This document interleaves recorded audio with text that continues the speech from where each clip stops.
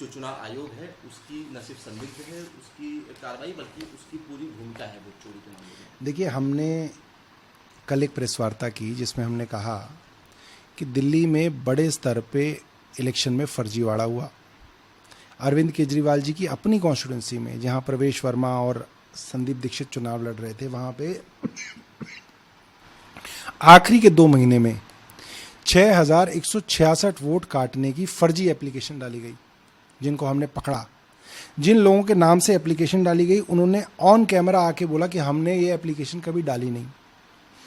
उस विषय में दिल्ली की उस वक्त की मुख्यमंत्री ने लिखित में इलेक्शन कमीशन को शिकायत की अपने लेटर हेड पे, और कई बार शिकायत की।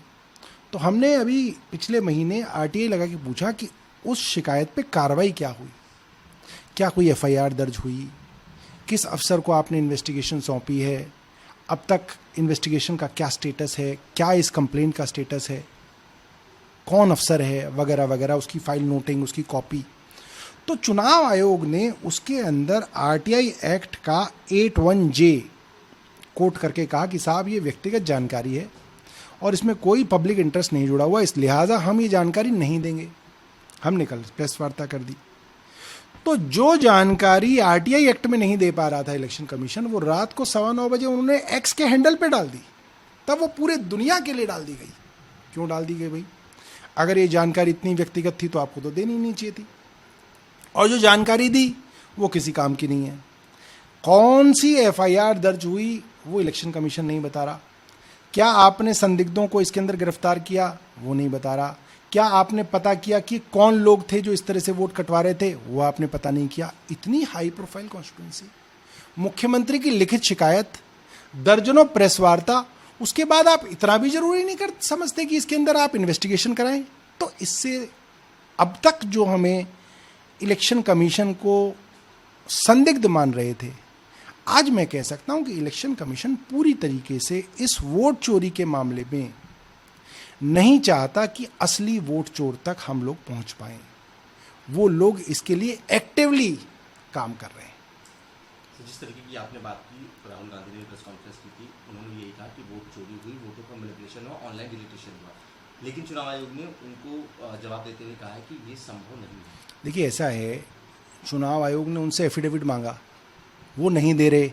वो बड़े नेता हैं, उनको पता है कि चुनाव आयोग उनको उलझाएगा। हमें कोई फ़र्क नहीं पड़ रहा उलझने में, हम उलझने के लिए पूरी तरह से तैयार हैं। तो जो एफिडेविट चुनाव आयोग को चाहिए था वो हम देने के लिए तैयार हैं। मुख्य चुनाव आयुक्त तो बता दें कब आना है, कितने बजे आना है, मैं अपना एफिडेविट साइन करके उनको दे दूंगा, उनकी तसल्ली कर दूंगा। वो कल को ये ना कहें कि साहब हमें एफिडेविट नहीं मिला इसलिए हमने पूरी जांच ही छोड़ दी, मेरे एफिडेविट के चक्कर में वो पूरी जांच छोड़ दें। ऐसा तो नहीं होना चाहिए भाई, देश का प्रजातंत्र तो चलाना है ना। तो हम एफिडेविट दे देंगे ताकि कुछ आगे चले।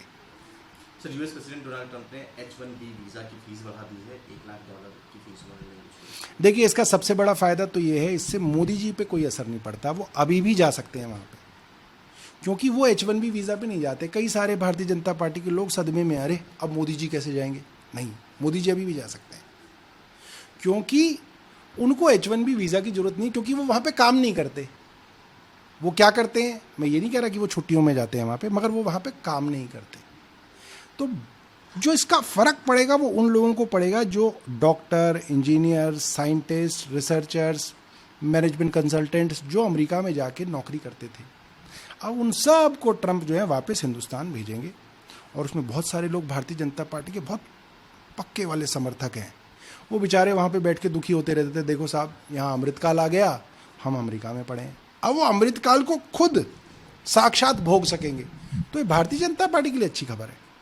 एक आखिरी सवाल sir, union minister ML Khattar ने कहा है कि जो दिल्ली में पानी की कमी है उसके लिए इंडस से पानी उनसे पूछो कैसे मिसाइल में आएगा, एरोप्लेन में आएगा, उड़ के आएगा, कैसे आएगा भाई? आप पहले उसके लिए कनाल बनाओगे। 100 किलोमीटर की कनाल बनाने में तो साल लग जाते हैं। आपने कोई कनाल बना ली, आपने कोई पैसा पास कर दिया, आपने कोई टाइमलाइन रख दी कि इतने दिन में हो जाएगा, कुछ नहीं। दिल्ली को पानी चाहिए हरियाणा से, ये देना नहीं चाहते, इसलिए डाल दिया इंदुस पे। खट्टर जी हरियाणा जो है वो इंदुस से पानी ले ले जब भी आएगा, मगर आप दिल्ली को पानी फिलहाल हरियाणा से दे दो, क्योंकि दिल्ली वालों की मांग है। आपका हुआ नहीं?